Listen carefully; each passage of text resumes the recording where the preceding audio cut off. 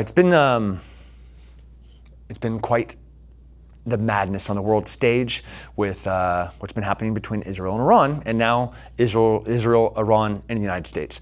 I'm going to apologize about my lisp. I just got done grappling, and I got headbutted, and I got torn my tongue open pretty good. So I'm going to do my best. My nephew texted me and asked, "What the heck is going on? Is this World War III? Should I be going into a bunker?" So I kind of want to go through a little bit of a timeline, and then from that timeline, let's really talk about where we're at. So we'll start right now. Iran just sent missiles towards our bases in Qatar, and those missiles were all intercepted. But that is the first direct attack from a state actor, being Iran, on American military assets. They have been using a myriad of proxies. Iran is the #1 financial support and facilitator of terrorism in the world. So the October attack by Hamas, Hezbollah, the Houthis, every single one of those organizations have been funded and facilitated, aided and abetted by Iran and Iran's military.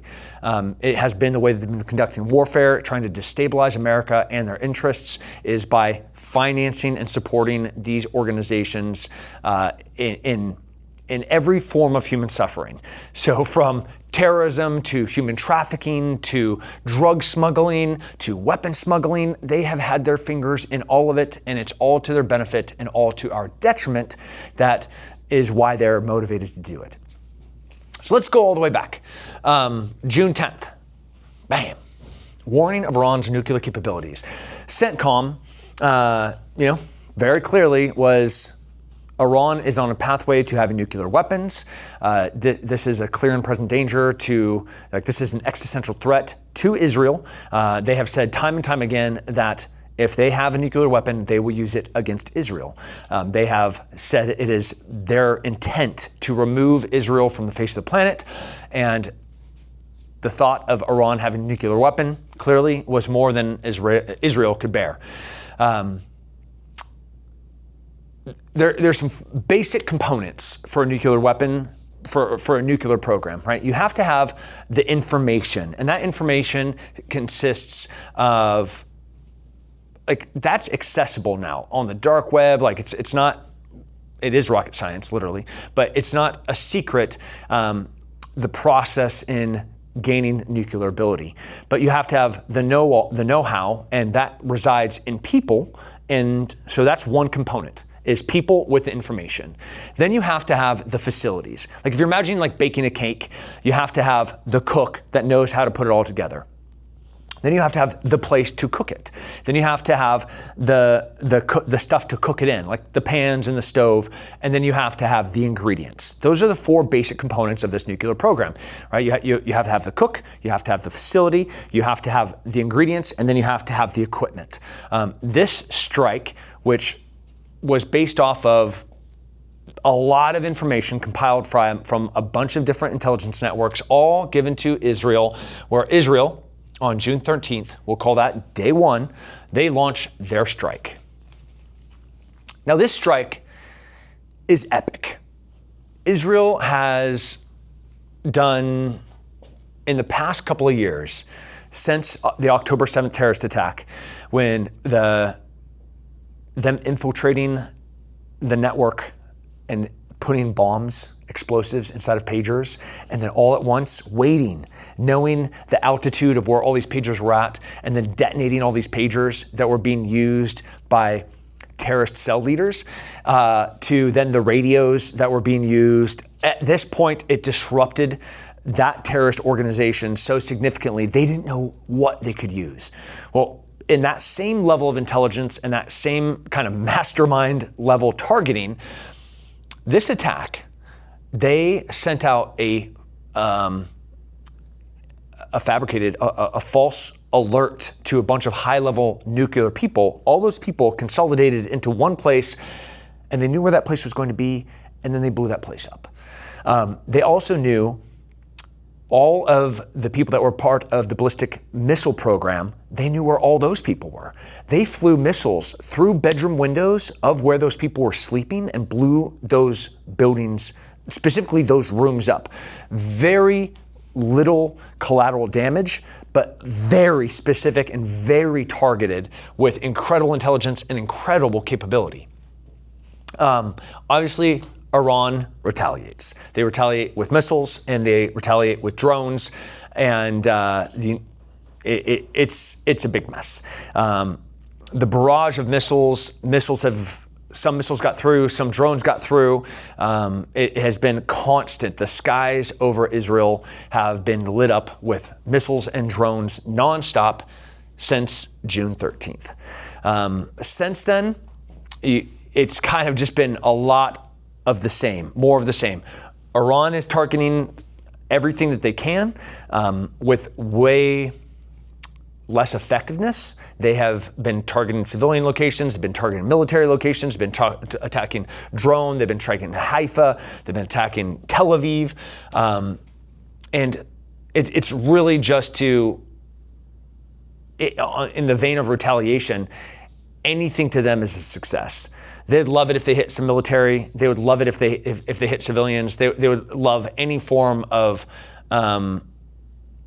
lightening the embarrassment that was such a strategic attack on June 13th. By day 5, Israel is still showing that they have actionable intelligence on the ground. They have real-time know about specific who is in charge and where they're at. And then they're targeting those people. Israel killed the Iranian army chief. We're talking 5 days into this back and forth battle. They still know where the chief of the army is, and they kill him. That is how accurate the intelligence is and has been all the way through this conflict. Iranian military still sending ballistic missiles and drones back into Israel with some effectiveness. By the time we get to a weekend, we now start seeing the United States deploying assets to the region. Nobody knew what this meant. We had no idea why some of the tankers were going there, why some of the aircraft were being pre-positioned, in Southern Europe, why some things in North Africa were starting to be rearranged. Obviously, ultimately, the United States conducted a strike, but most of those assets that were moved around weren't used. So it was a fascinating, look at what this hand's doing when in fact this hand over here is the one that's dealing the death. So by day number 8, Israel, we're over a week in here, and Israel still with very actionable intelligence. The Islamic Revolutionary Guard Corps, the commander. And this is really telling about, one, how vulnerable Iran is on the information accessibility side, intelligence-wise, and then also how successful Israel is in having actionable intelligence. Haifa, which is a city on the northern coast of Israel, it's a port city that is used to gain access to Europe and to Cyprus. It's where a lot of potential rescue or evacuation efforts could go by ferry. There's a ton of military infrastructure at Haifa as well. This gets targeted by Iran. So those attacks that have been central to large populated areas like Tel Aviv, now we see them specifically targeting additional populated areas like Haifa in the north, and that's a significant pivot.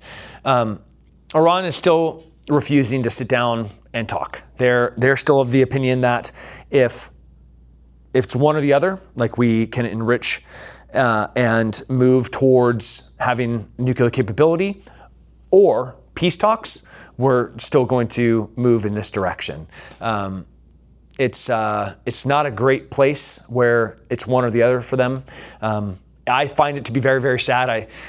I see a picture of the American military strike over this weekend, and I see the facility there having been totally and utterly obliterated.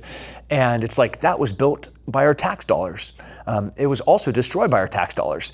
So it's the irony of, from one administration to the next administration, funding and supporting a nuclear program, and then ultimately destroying that nuclear program. That pretty much sucks as a taxpayer. Over the weekend, we're day 9 into it. United States strikes the Iranian nuclear facilities. So for a week and a couple of days, Israel has been hammering a bunch of the people, the facilities, the storing of ingredients, and the equipment. But this is next level, because our ability to use a very specific bomb that can go very, very deep. We had planes take off from Central America, not like central in between North and South America, but in the dead center of the United States. And they flew all the way over to Iran without anyone having any idea. We pre-positioned some bombers in Indo-Pacific, and we had some tankers in Europe, and everybody's like, oh, what's going on? But ultimately, just so people can understand and grasp the power of the United States and our capabilities, we had like guys having barbecue midday, hop into a bomber, take off from middle USA, fly all the way to Iran, and drop bombs, targeted, penetrating, ground-breaking, destroying bombs, and decimate the entire, or the top key nuclear capabilities within a country on the other side of the globe. It's bonkers, absolutely bonkers. But that's where we're at. So United States strikes Iranian nuclear sites. President Trump gets on very clearly, in a very short way, says that we said that they can't have a nuclear program. I said they can't have a nuclear program. I'm not a dude that's going to bluff.